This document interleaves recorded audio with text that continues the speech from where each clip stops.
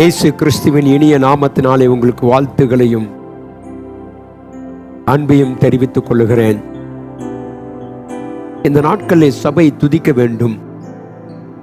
தேவனை துதிக்கிற அனுபவம் ஒவ்வொரு விசுவாசிக்கும், தேவனை அறிந்த பிள்ளைகளுக்கும் தேவன் கொடுத்திருக்கிற மகிமையான ஒரு அழைப்பு.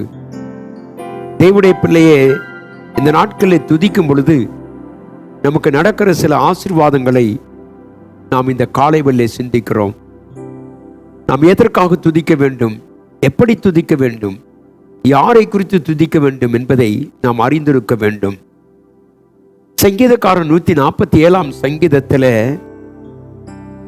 12 முதல் 14 வரைக்குமாய் 4 ஆசீர்வாதங்களை குறித்து சொல்லுகிறார். எருசலேமே கர்த்தரை ஸ்தோத்திரி, சீயோனே உன் தேவனை துதி. ஏன் துதிக்க வேண்டும்? இந்த நாட்கள் இக்கட்டு காலங்கள் பெருகி இருக்கிறது. எங்கு பார்த்தாலும் பிரச்சனைகளும் போராட்டம் நிறைந்திருக்கிற இந்த உலகத்தில் கிறிஸ்தவர்களாகிய தேவனை அறிந்த பிள்ளைகளுக்கு கர்த்தர் கொடுக்கிற ஒரு வாக்குத்தத்தம் தான் கர்த்தரை துதிக்க வேண்டும். நீ கர்த்தரை துதித்தால் உனக்கு கிடைக்கிறதான சில ஆசீர்வாதங்களை இந்த காலையிலே சிந்திக்க போகிறோம். வேதம் சொல்லுகிறது, அவர் உன் வாசல்களின் தாழ்பால்களை பலப்படுத்துவார். தாழ்பால்கள் என்பது பாதுகாப்புக்கு அடையாளமாக இருக்கிறது. நம்முடைய வாசல்களின் தாழ்பால்களை கர்த்தர் பாதுகாத்து நடத்துகிறார். அதை பலப்படுத்துகிற தேவன் நம்முடைய ஆண்டவர். சத்துருக்கள் உள்ளே நுழையாதபடி, அந்தகார வல்லமைகள் உள்ளே வராதபடிக்கு தேவனாய கர்த்தர் நம்முடைய வாசல்களின் தாழ்பால்களை அவர் பலப்படுத்துகிறார். எத்தனை ஒரு அருமையான ஆசீர்வாதம் தேவ பிள்ளையே! இன்றைக்கு தேவனை அறிந்திருக்கிற பிள்ளைகளுக்கு அவரே பாதுகாப்பாக இருக்கிறார். இந்த காலை வேளையிலே சொல்லும், கர்த்தாவே என் வாசல்களின் தாழ்பால்களை பலப்படுத்துகிறவராக இருக்கிறேன். தாழ்பால்கள் எப்பொழுதுமே பாதுகாப்புக்கும் அடைக்கலத்துக்கும் நமக்கு இருக்கிறபடியினாலே நாம் நீங்களும் கர்த்தரை துதிக்கும் பொழுது துதி ஒரு பாதுகாப்பை கொண்டு வருகிறது. எனக்கு அன்பான சகோதரி சகோதரி, அதிகாலை எழுந்து தேவ சமூகத்துல நீ கர்த்தரை துதிக்கிற ஒரு அனுபவம் இருக்குமானால் உன்னுடைய வாசல்களின் தாழ்பால்களை கர்த்தர் பலப்படுத்துகிறார். சத்துருக்கள் உள்ளே நுழைய முடியாது, எதிராளிகள் வர முடியாது, அந்தகார வல்லமைகள் வர முடியாது, வானமண்டலத்தின் பொல்லாத ஆவிகள் உள்ளே நுழைவதற்கு முடியாது. ஏனென்றால் தேவனாய் கர்த்தர் நம்மை பலப்படுத்தி நம்முடைய வாசலின் தாழ்பால்களை அவர் வைத்திருக்கிறார். சொல்லுவோம், ஆண்டவரே, நீர் எங்களை சத்துருக்கள் தொடாதபடிக்கு நீர் எங்களை பாதுகாப்ப வைத்ததுக்காய் ஸ்தோத்திரம்.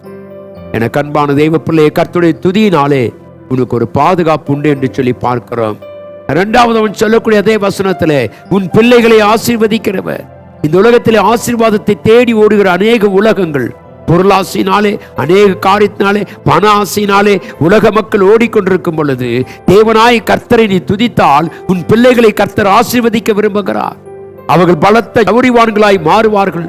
அவர்கள் செல்வத்தை கனப்படுத்துவார் என்றால் உன் பிள்ளைகளை குறித்த ஒரு பாரம் கர்த்தருக்குண்டு. ஆகவேதான் கர்த்தர் சொன்னார், நானும் என் வீட்டாரும் என்றால் கர்த்தரை சேவிப்போம். எனக்கு அன்பான தெய்வ பிள்ளையே, இந்த ஆசீர்வாதமும் துதியிலே கிடைக்கிறது.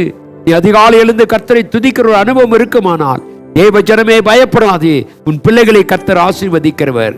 தேவனுடைய பிள்ளை அது மாத்திரம் அல்ல, நீங்கள் வாசித்த வேதத்தை தொடர்ந்து வாசிக்கும் பொழுது வேதம் சொல்லுகிறது, அவர் உன் எல்லைகளை சமாதானவைகளாய் மாற்றுவார்.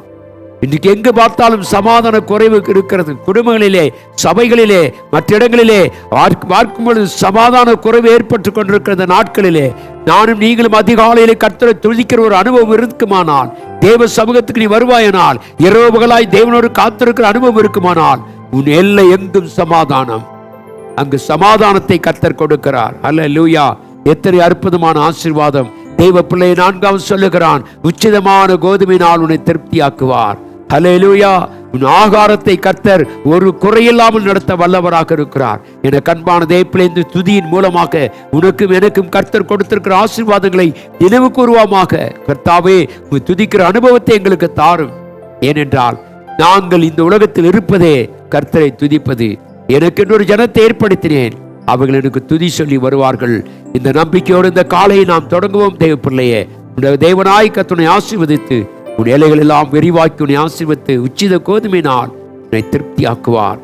ஆகவே அந்த நம்பிக்கை கர்த்தருக்கு நன்றி செலுத்துவோம். கர்த்தாவே, உம்மை துதிக்கிற ஒரு அனுபவத்தை எனக்கு தாரும் என்று சொல்லி கேட்போம். தேவன் நமக்கு தருவாராக. கண்களை மூடி ஜெபிப்போம். மகா கிருபையும் இரக்கமும் அன்புமுள்ள நல்ல ஆண்டவரே, இந்த கர்த்தாவை அதிகாலை வேலைக்காய் உமக்கு நன்றி செலுத்துகிறேன்.